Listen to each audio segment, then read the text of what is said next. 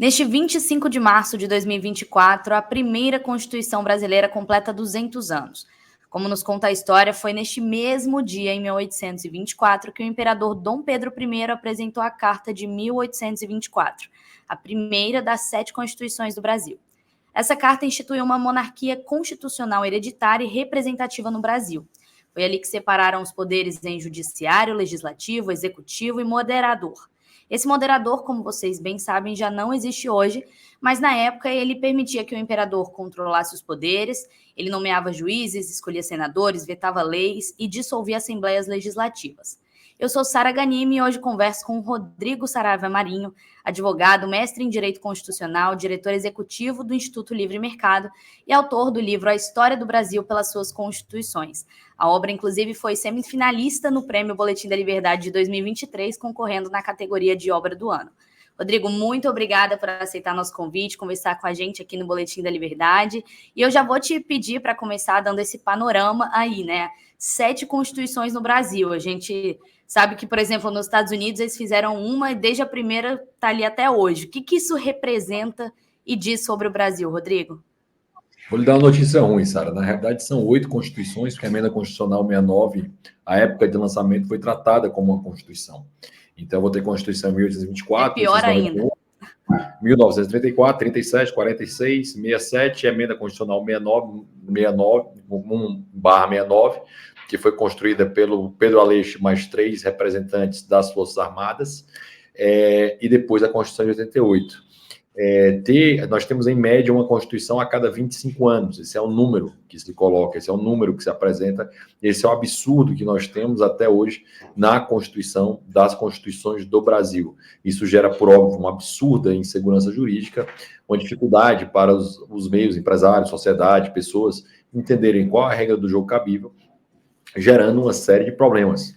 Mas eu achei legal na sua fala inicial, já para começar a polêmica, quando você falou do poder moderador como se fosse um grande poder para o imperador. Na realidade, é um poder muito semelhante que o rei Charles ou a rainha Elizabeth e grande parte das monarquias tem até hoje, que é uma característica de um não poder.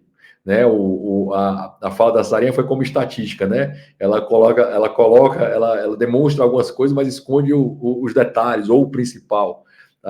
O poder moderador que só aconteceu na Constituição de 1824, ele era um não poder, ou seja, o imperador não poderia propor normas, não podia propor emenda constitucional, não tinha medida provisória, não tinha decreto-lei, ele podia afastar juízes em casos de corrupção, ele poderia dissolver o parlamento, como o rei Charles também pode, para chamar novas eleições e não para ele assumir no estado ditatorial.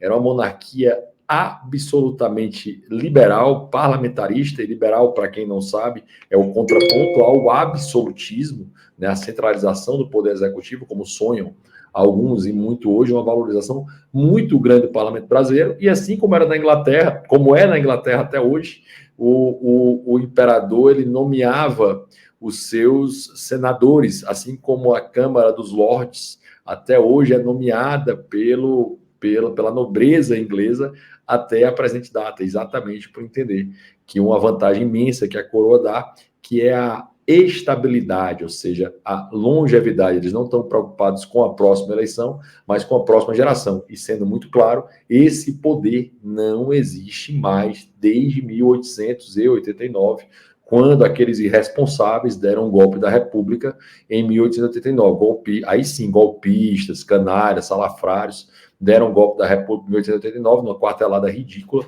que aconteceu no dia 15 de novembro de 1889. Chamado aí como nosso Dia da República, né? Dia da República. Mas, Rodrigo, deu para perceber... da Proclamação da República.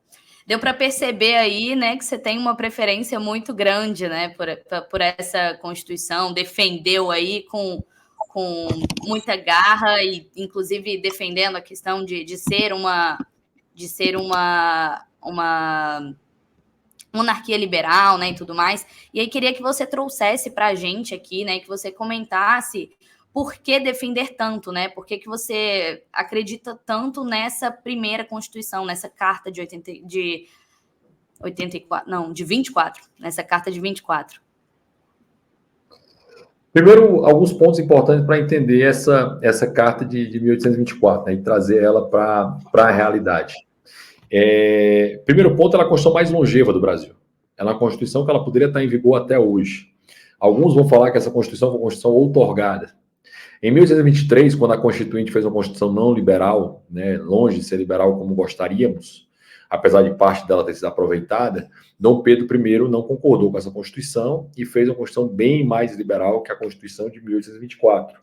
Depois disso, ele saiu confirmando essa Constituição em todas as províncias brasileiras, para só depois ela ser publicada e valer a partir do dia 25 de março, que inclusive por muito tempo, né, durante quase todo o século XIX, minha cara Sara, ela passou a ser, era o feriado da Constituição, né? Por muito tempo ele foi um feriado nacional, exatamente que era o dia da Constituição de 1924.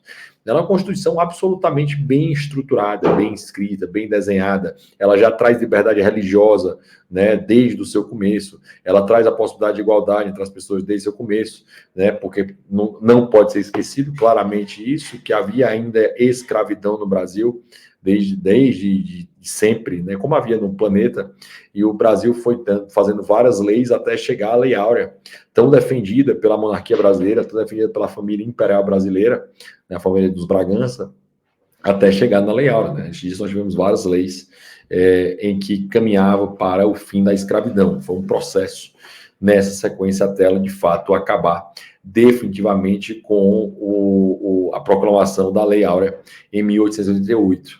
Então, toda essa Constituição, ela permitia uma ordem de sucessão muito clara, uma previsibilidade muito clara, já trazia os direitos e artigos individuais lá no seu último artigo, ela trazia essa visão do poder moderador, que era bem interessante, ela trazia já o norte da visão parlamentarista, que vai se consolidando ao longo do século XIX, né? Ela trazia já um sistema eleitoral muito claro acontecendo, principalmente depois que chegou a Lei Saraiva, coincidentemente meu outro sobrenome, né, para tornar ela mais clara e mais tranquila as eleições, que eram problemáticas, principalmente no país com imensidão tão grande, né? O Brasil já era muito grande desde o século XIX, imagine sem o nível de comunicação e acesso à comunicação que a gente tem hoje, como era difícil, né, operar e se comunicar nesse Brasilzão de meu Deus. Então essa Constituição, ela conta a história de um gigante, né? Dom Pedro I não só escreveu essa Constituição, juntamente com outras pessoas, mas ele também escreveu a Constituição de 1826 de Portugal, que ficou em vigor por muito tempo. Ele escreveu um hino, né, aquele que você conhece, né, ou vou ficar a pátria livre, ou morrer pelo Brasil. Ele escreve a música desse hino.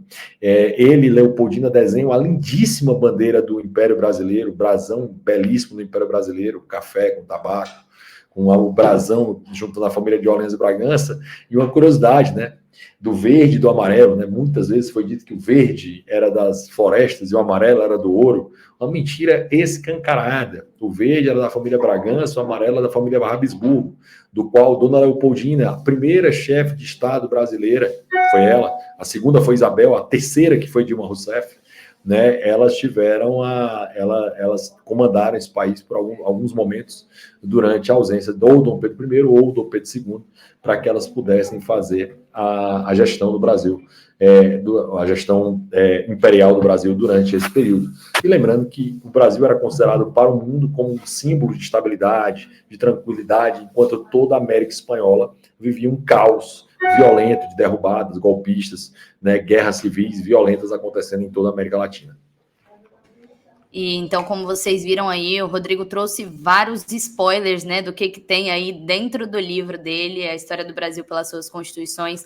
São vários spoilers de anedotas, de história mesmo, que ele traz pra gente aqui. E aí, Rodrigo, pra gente passar, né, dessa parte que a gente tá falando bastante sobre a história, eu queria falar sobre a Constituição de hoje, né, de que forma que você enxerga a Constituição que nós temos hoje e que a cada semana acrescenta-se novas emendas, novas questões ali dentro de uma Constituição que não para de mudar, né? A nossa Constituição, ela está em constante mudança a cada momento, a cada minuto, diferente, por exemplo, da França, onde a gente viu recentemente a questão até de colocarem na Constituição a questão do aborto, que eles não faziam uma mudança na Constituição há anos. Aqui no Brasil, a gente faz isso toda semana, praticamente, né? A gente vê aí o nosso Congresso aprovando emendas à Constituição a cada semana. Então, eu queria saber como que você enxerga essa nossa Constituição atual. Você sabe quantas emendas constitucionais a Constituição de 1824 teve? Uma. Sabe qual era o quórum para mudar uma emenda constitucional? Exatamente o mesmo quórum para publicar uma lei. Ou seja, maioria simples. O mesmo. E só houve uma única emenda durante todo o período do Império Brasileiro. Olha a diferença, olha a estabilidade, olha a previsibilidade que nós tínhamos do Dom Pedro, que eu só para, antes de falar da Constituição de 88, é um tema que eu adoro, tá? Eu estudo cada vez mais a monarquia, sou um monarquista absolutamente convicto, certo? Sobre isso, cada vez mais, exatamente entendendo. Eu sou um anarcocapitalista, na realidade, né? Se não tiver o governo, eu prefiro, mas se for para escolher uma forma de governo, sem dúvida, seria uma monarquia. Tá? E nessa visão de monarquia, porque você tem, como eu falei, longevidade. Os monarcas não estão preocupados com a próxima eleição, e sim com a próxima geração.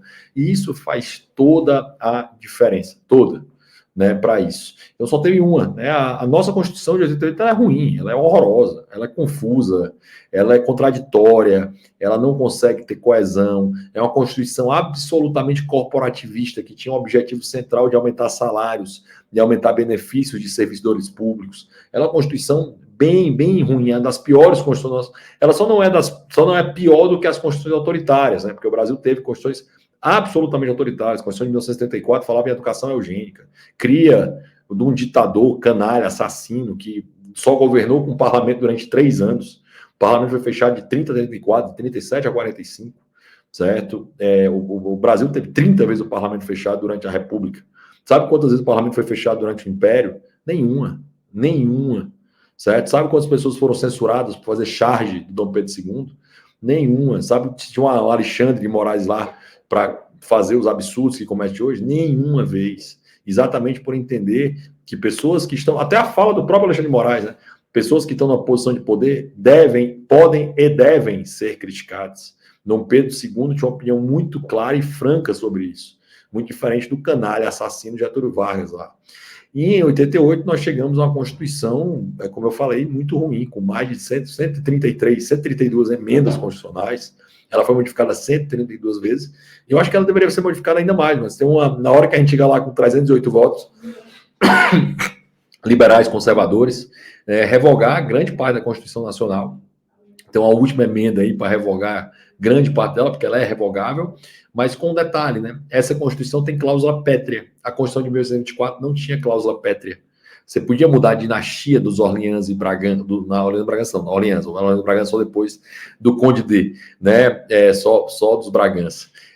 Podia mudar a dinastia, né? O Paulo Resulti, no livro sobre Dom Pedro I, ele vai fazer uma diferenciação sobre dinastias, sobre monarquias e reinados, falando que monarquias são possibilidades de escolha. Vai começar. Monarquias podem ser confirmadas pelo povo, né? A dinastia dos Bragança, ela foi confirmada por todas as províncias nacionais, exatamente quando a Constituição foi ratificada, dizendo, nós concordamos que seja a dinastia Bragança, que era, inclusive, o príncipe, né? Assim como o príncipe de Gales, né? Que a gente vê tanto, o Prince of Wales, nós tínhamos o príncipe do Grão-Pará, que é o nosso herdeiro do trono, né? O sucessor do trono. Hoje, se pensar na linhagem da família real, o Dom Bertrand é o sucessor do trono direto, e o Dom Rafael seria o príncipe do Grão-Pará. Então, só para entender aí a grandeza e o quão interessante é. Contra as outras constituições, 34, 37, 67, 69, elas são muito ruins, e vírgula, apesar de tudo, a Constituição de 1891 dos golpistas, ela é melhor do que quase todas as outras constituições que vieram depois delas, né? Até porque o mundo ainda vivia uma efervescência liberal muito forte.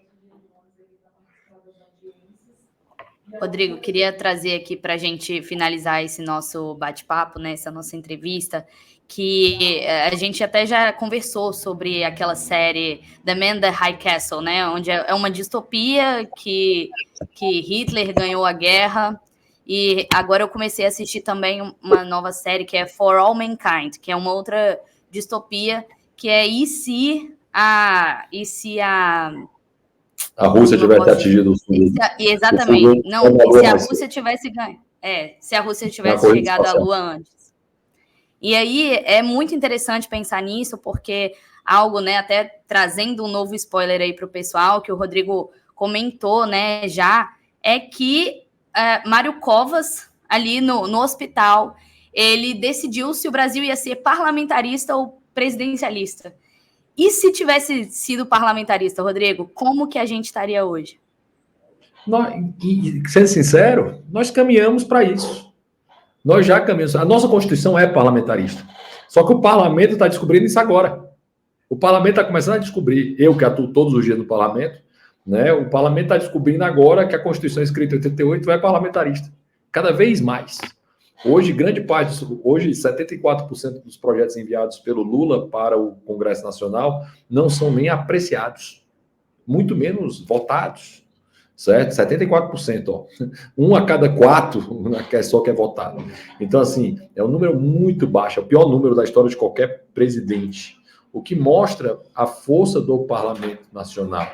Nós vamos, minha visão, nós vamos caminhar, vai ter um momento específico que nós caminharemos para o semipresidencialismo, que é isso. É algo semelhante que há em Portugal, que você vai ter um presidente com um determinado mandato um pouco mais longo, descolado do mandato dos parlamentares, primeiros ministros parlamentares, e essa pessoa vai ser mais chefe de Estado e o outro vai ser mais chefe de governo.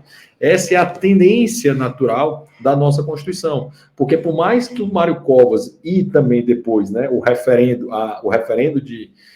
plebiscito de 93, que decidiu se a gente seria monarquia parlamentarista ou presidencialismo parlamentarista, que é o que se chama de semipresidencialismo hoje, ou presidencialismo, que foi decidido naquele momento numa revisão, numa sucessão da revisão constitucional, que era ficar com o presidencialismo, aquilo é ruim para o Brasil, né? Porque na prática hoje, o orçamento, já o parlamento já entendeu o que é dele. Não há mais grandes medidas trancando a pauta, mais como já houve no passado. Os parlamentares ganham cada vez mais poder e influência.